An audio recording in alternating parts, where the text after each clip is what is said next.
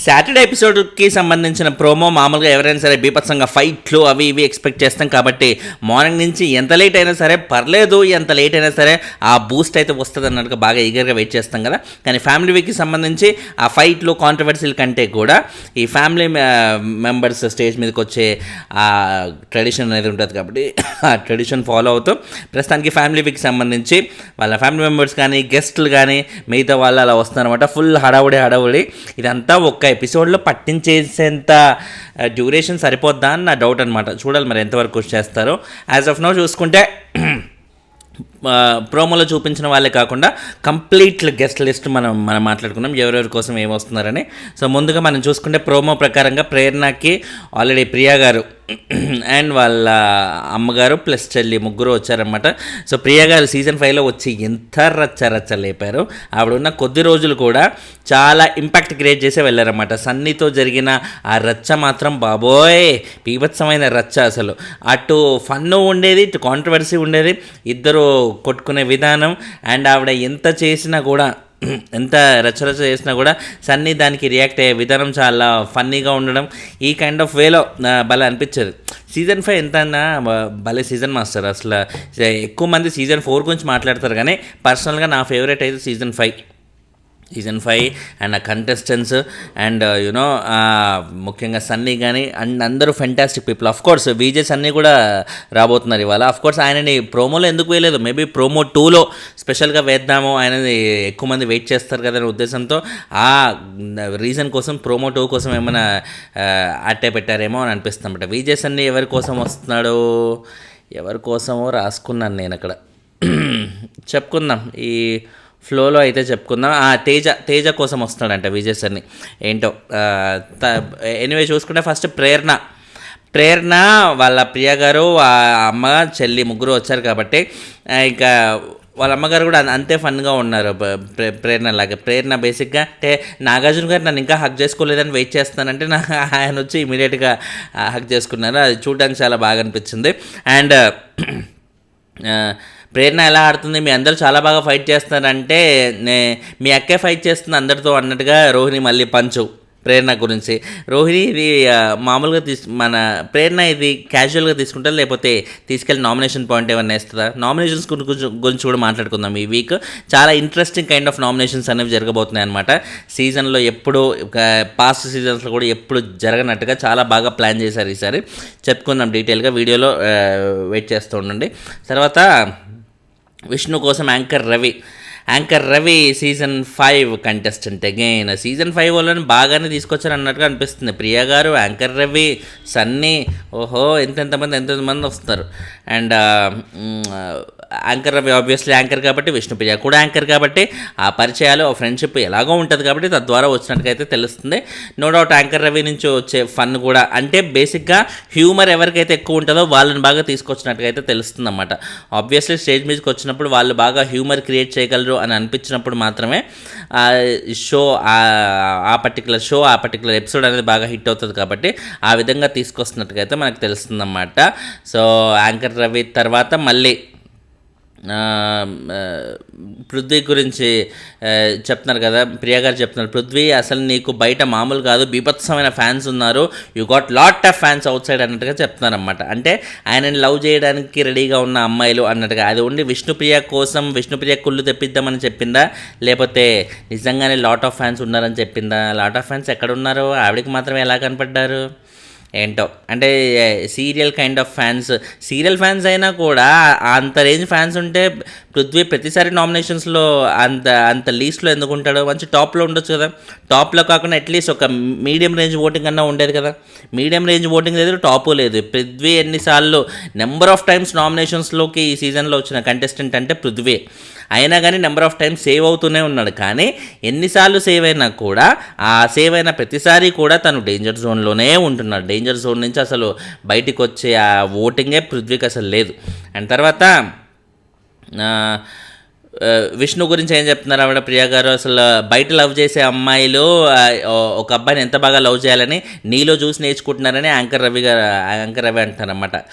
నిజంగా no doubt విష్ణుకి Prithvi మీద మామూలు లవ్ కాదు, విపరీతమైన లవ్, మామూలు లవ్ కాదు. ఆ లవ్ చూసి ఎవరికైనా సరే అబ్బా ఎంత బాగా లవ్ చేస్తున్నా, ఎంత హానెస్ట్గా లవ్ చేస్తున్నా అన్నట్టుగా అలా ఫీల్ అవుతారు. కానీ మరి విష్ణుని చూసి అబ్బా ఎంత బాగా లవ్ చేస్తుంది, నేను కూడా ఆ అమ్మాయిలాగా లవ్ చేయాలన్నట్టుగా ఎవరు అనుకుంటారు?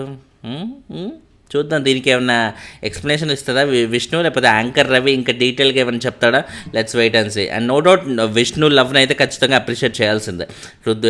పృథ్వీ ముందు ఆ ఎమోషన్ని ఆమె రెస్పెక్ట్ చేస్తూ ఎప్పటికప్పుడు ఆయన నన్ను లవ్ చేయకుండా పర్లేదు, నేను ఆయన లవ్ చేస్తా అన్నట్టుగా ఉండే ఆ సెల్ఫ్లెస్ ఎమోషన్ అనేది డెఫినెట్లీ విష్ణు ఆ విషయంలో అప్రిషియేట్ చేయాల్సిందే. తర్వాత రోహిణి గారి కోసం శివాజీ గారు అండ్ రోహిణి వాళ్ళ ఫాదర్ కూడా వచ్చినట్టుగా తెలుస్తుంది. శివాజీ గారు ఎక్సలెంట్ ఫన్ కదా ఆయన.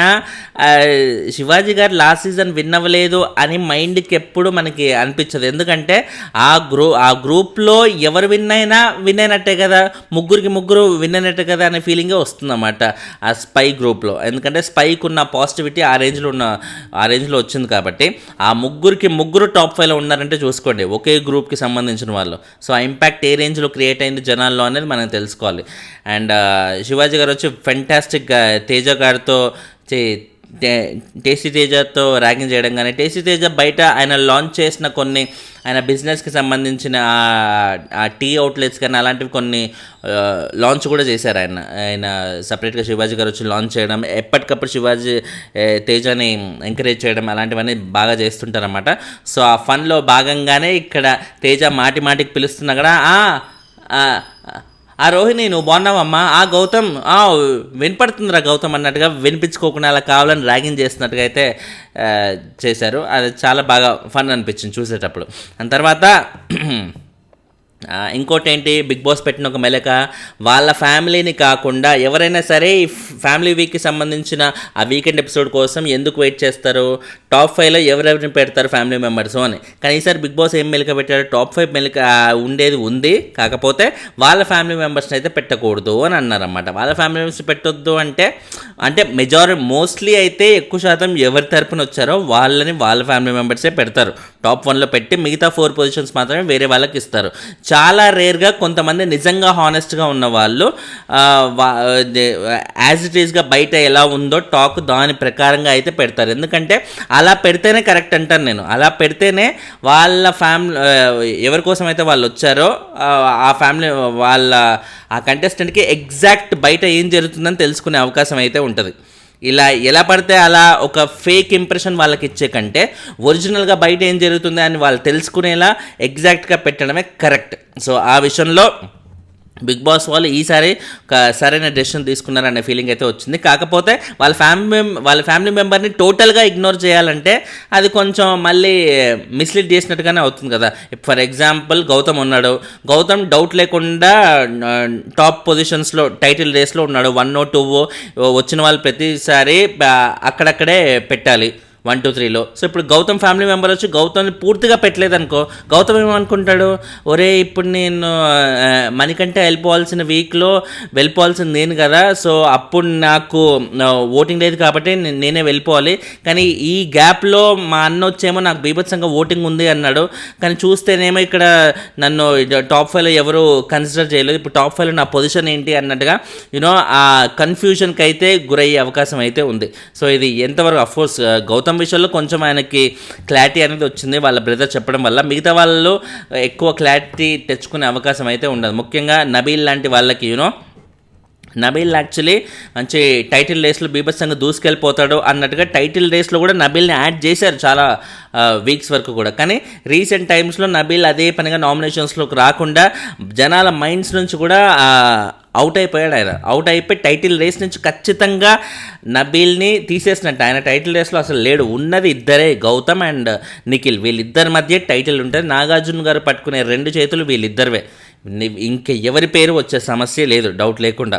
సో ఇప్పుడు నబీల్ అంటే ఇప్పుడు నబీల్ ఫ్యామిలీ మెంబర్స్ వచ్చి నబీల్ని పెట్టకూడదు అంటే ఇప్పుడు ఎక్కడ పెడతారు మరి?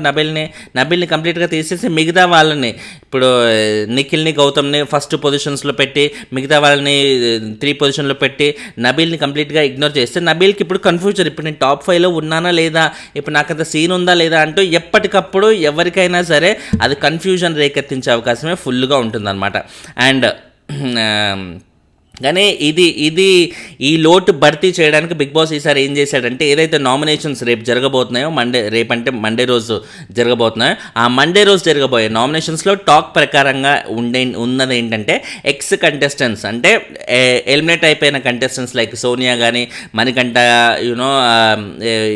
అభయ్ నవీన్ కానీ, బేబక్క కానీ, ఇలాంటి వాళ్ళందరూ మళ్ళీ వచ్చి వాళ్ళు ఓన్లీ నామినేషన్ ఎపిసోడ్ వరకు ఉండి వాళ్ళని ఎవరు నామినేట్ చేయాలనుకుంటే వాళ్ళని నామినేట్ చేసేసి వెళ్ళిపోతారంట.